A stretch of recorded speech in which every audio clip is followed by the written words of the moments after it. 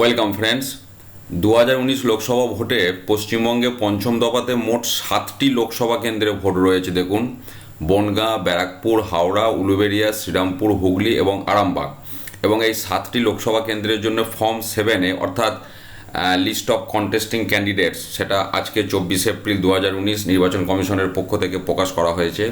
এবং এটা থেকে আমরা যেটা মেন আমাদের সুবিধা হবে, মকপোল করার যে একটা কনসেপ্ট, সেখানে ক্যান্ডিডেটদের নাম লেখা বা কতগুলো কি মকপোল করতে হতে পারে, তার একটা কনসেপ্ট এখান থেকে আমরা পাবো।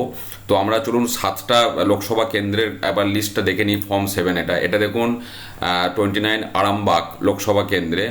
এখানে আপনার টোটাল কন্টেস্টিং ক্যান্ডিডেট রয়েছে, আমরা দেখে নিচ্ছি 8, 9, 9টা।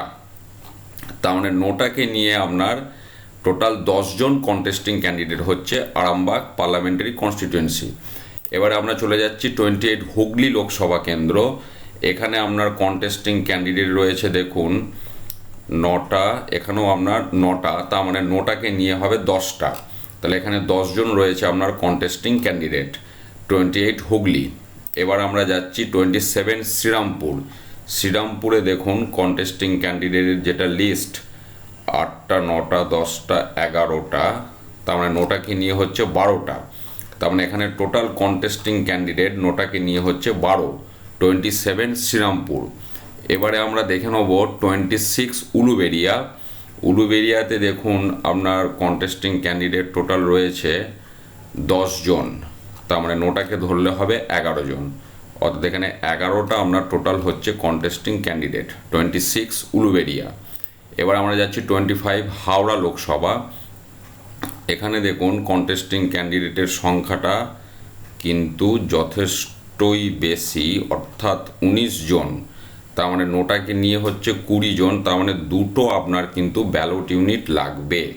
এটা আপনার 25 হাওড়া লোকসভা। যারা এর আন্ডারে নির্বাচনে কাজ করতে যাবেন, অলরেডি বিষয়টা আপনারা নিশ্চয়ই জানেন, বা আপনাদের ট্রেনিংয়েও নিশ্চয়ই দুটো ব্যালট ইউনিটের প্রসঙ্গে নিশ্চয়ই উল্লেখ করেছি কীভাবে কি কাজ করতে হবে, কানেকশন থেকে শুরু করে এভরিথিং।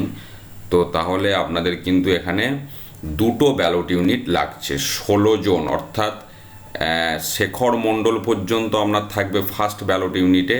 তারপর 17 সিরিয়াল থেকে আপনার 17, 18, 19 আর 20, 9টা, এই 4টে আপনার থাকবে কিন্তু সেকেন্ড ব্যালট ইউনিটে। এটা আমি আলোচনা করলাম 25 হাওড়া। এবার আমরা দেখে নেব 15 ব্যারাকপুর পার্লামেন্টারি কনস্টিটিউয়েন্সি, তার কি চিত্র। এখানে দেখুন কন্টেস্টিং ক্যান্ডিডেট আপনার রয়েছে 14, 15, তার মানে 9টাকে নিয়ে 16, তাহলে এটা আপনার একটা ব্যালট ইউনিটই একদম টায়ে টায়ে এসে যাচ্ছে, অসুবিধা নেই। 16 জন আমরা জানি মোট একটা ব্যালট ইউনিটে ধরে, তাহলে এখানে যেহেতু আপনার 16টাই হচ্ছে, অতএব একটা ব্যালট ইউনিটই মিটে যাচ্ছে। তো এটা হচ্ছে 15 ব্যারাকপুর। আর একটা যেটা রয়েছে 14 বনগাঁ। বনগাঁতে আমরা একটু দেখে নেব কন্টেস্টিং ক্যান্ডিডেটের লিস্টটা, 10 জন, তার মানে 9টাকে নিয়ে হচ্ছে 11। তো এটা হচ্ছে আপনার 14 বনগাঁ। আর এই আপনার টোটাল ফর্ম 7-এর যে পিডিএফ ফাইল, এর লিঙ্ক আমি ডেসক্রিপশানে দিয়ে দেবো। আপনাদের যাদের যে লোকসভা কেন্দ্রের আন্ডারে ডিউটি পড়েছে, আপনারা অবশ্যই ফর্ম 7A ডাউনলোড করে নিয়ে একটা প্রিন্ট আউট করে নেবেন, কারণ ডিসি থেকে আপনাদেরকে এটাই দেবে। তো আগে থেকে একটু পেয়ে গেলে অনেক কাজে সুবিধা হয়। মকপোলের যে কন্টেস্টিং ক্যান্ডিডেটের নামগুলো লিখতে হয় মকপোল সার্টিফিকেটে, সেগুলো আপনারা লিখে একবারে রেডি করে নিয়ে যেতে পারেন। তো এইটা হলো আপনার পশ্চিমবঙ্গে পঞ্চম দফার যে লোকসভা ভোট, তার যেটা আমি প্রথমেই দেখালাম, টোটাল যে 7টা পার্লামেন্টারি কনস্টিটিউয়েন্সি রয়েছে, তার এটা হচ্ছে আপনার ফর্ম 7A তার লিস্ট। তো আপনারা যারা যে লোকসভার আন্ডারে কাজ করতে যাবেন, ভোটকর্মী হিসাবে যারা যাবেন, আপনাদেরকে আমি সাজেস্ট করবো এটাই, যে আমি লিঙ্ক ওখানে দিয়ে দিয়েছি ডেসক্রিপশানে, এই ভিডিওটার ডেসক্রিপশানে। তো ওখান থেকে ফর্ম 7 এটা ডাউনলোড করে নিয়ে একটা প্রিন্ট আউট করে অবশ্যই সাথে করে নিয়ে যাবেন। ধন্যবাদ।